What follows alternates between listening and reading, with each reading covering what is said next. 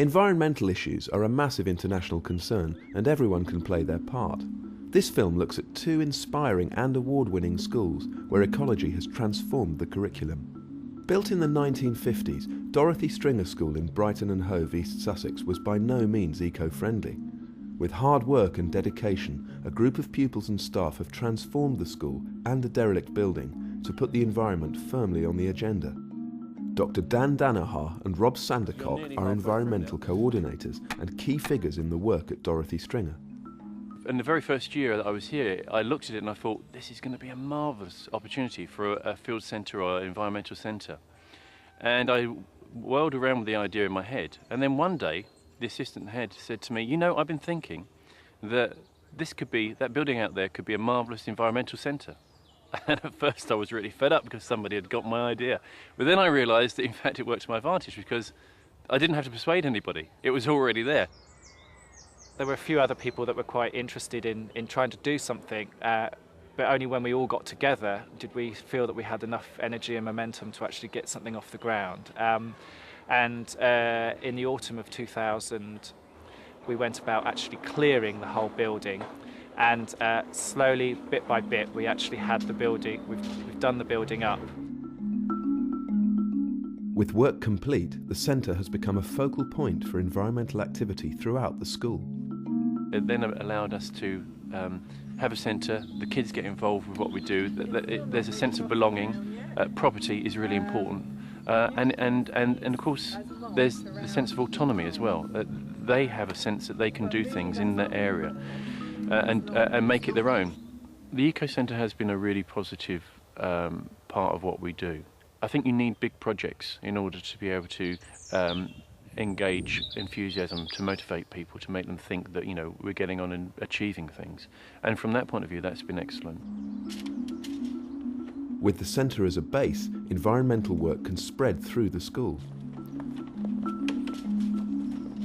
These boxes were a trial with Brighton and Hove Council, but they were decided they were too small for household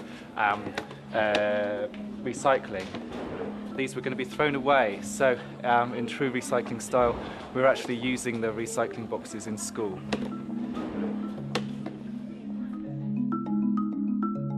Waste paper is collected from every classroom and put to good use.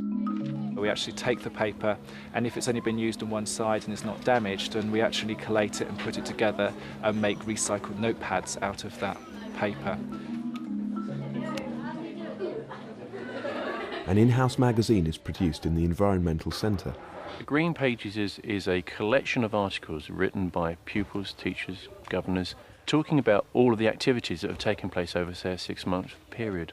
It voices the interests, the enthusiasm, and shows the diversity of activities that we undertake. I'm really, really proud of the Green Pages. It's one of the most important things that we do because it lets people know. And I really think that if you're going to be successful, you need to let people know what you're doing.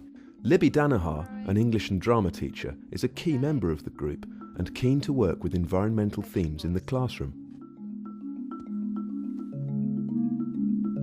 When you're writing your articles for the Green Pages, you need to use these kind of persuasive techniques if you want to tell people about the Environment Centre and about the work that we do around the school to make it a better place. Don't do that, look. React globally. Many schools see environmental education as recycling, and that's it. And that's a great mistake, I think, because you have to contextualise these things. People have to understand why we're doing it. And so what we try to do is we try to get the kids out into the local environment. We get them to see what we call the crown jewels. We live on the South Downs, so they see the amazing Chalk Hill blue butterflies, the orchids. We want them to be inspired by a sense of wonder and awe about the natural environment. And it gives them a sense of purpose, of reason why we save tin cans or recycle paper. It lets them realise why the environment's worth caring about. I'd love to get some sparrow boxes. Outside school hours, environmental work continues. The Woodland Working Days came about because we recognised that one of the important things that we could do is make a contribution to local conservation, wildlife conservation, and to help with the environmental education using this as a resource. now we've got the environment centre all sorted out. We're doing loads of different things, and like now we've just started the compost thing, so it's going to be really great and growing our own food and stuff. So it lets children be involved with hammers, and lots of other big heavy things, but also like the environment. So looking after the environment and doing stuff for it, like helping grow natural vegetables and not using too many fertilisers, just doing it all naturally. after the day is done, you feel like, oh wow, I've actually helped the world. Is that you do long strokes, okay? It's a great day for the children. They really get a chance to do lots of different things outside of the classroom, be it learning how to use a saw or a sledgehammer. They love banging in the stakes, or even just sawing a piece of wood is a novel thing for many of the children.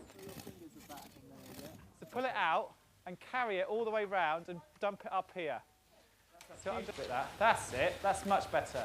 Hopefully I've given the opportunity for some students to experience something outside of the classroom and have a greater understanding of the natural world and appreciation for it, and that hopefully they will make a few decisions in their future lives that does go on to be a positive trickle effect down to many others. Doing environmental projects, do we think that we've got it right 100%? Do we think all our children never drop litter, etc.? No.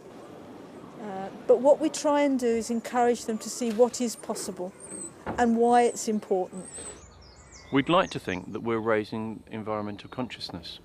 We'd like to think that today of all days, when the world seems to be on the brink of global disaster with global warming and so many different things that we hear about, that the younger population are aware of this. Hopefully it's raised pupil awareness. Hopefully by raising the awareness of all environmental issues, it's made students think a bit more about what they do. The only way that we've got any hope of making sure that this planet is saved in the future is by giving children some sort of environmental education and appreciation of that.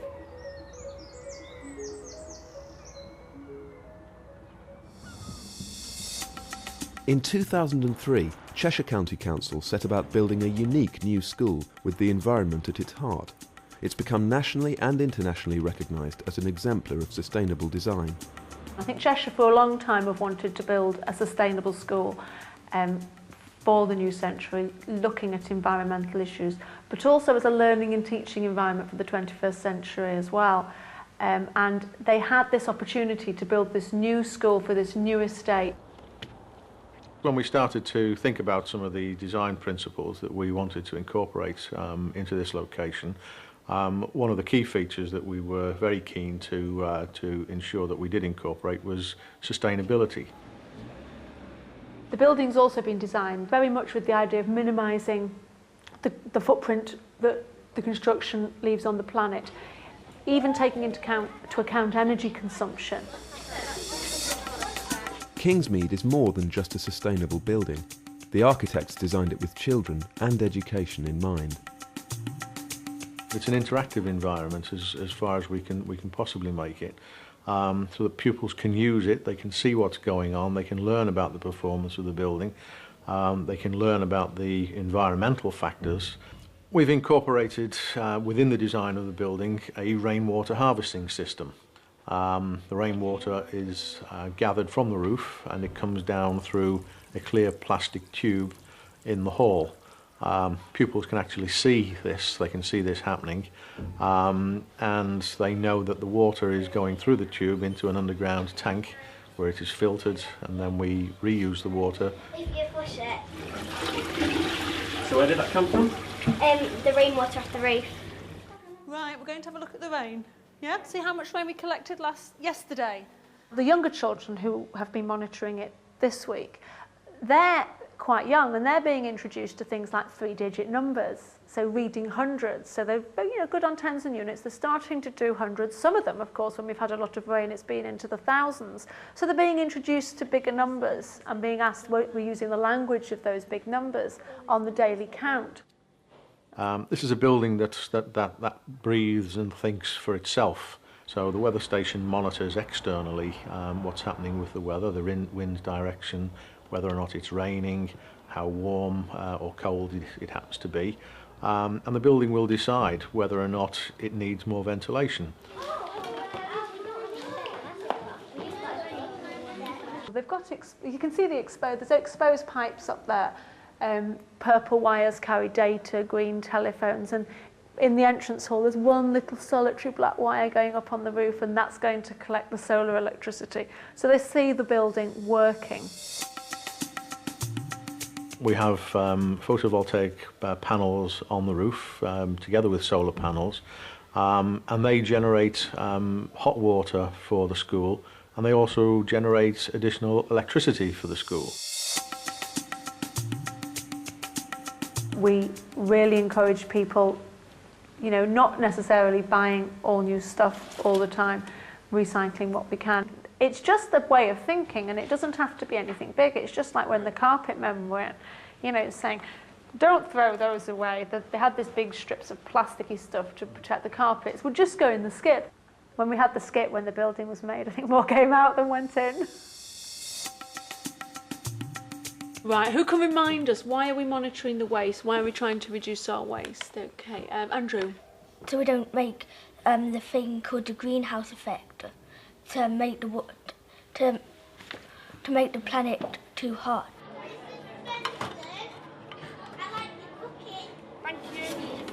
We've got a healthy eating menu, which involves home-cooked food every day. That's great, but there is more waste because, you know, if we gave them chips and burgers every day, we would have less waste. The brains would all be addled in the afternoon. So there's some children in Year 4 who are monitoring it. So they weigh the food waste every day and they set themselves a target. They use the averages. They worked out that you can't take one day's data. You have to do an average so that you can make a realistic target. Not to eat all your dinner, but to actually take what you want and use what you take. So being a more ethical consumer is really fundamental to that.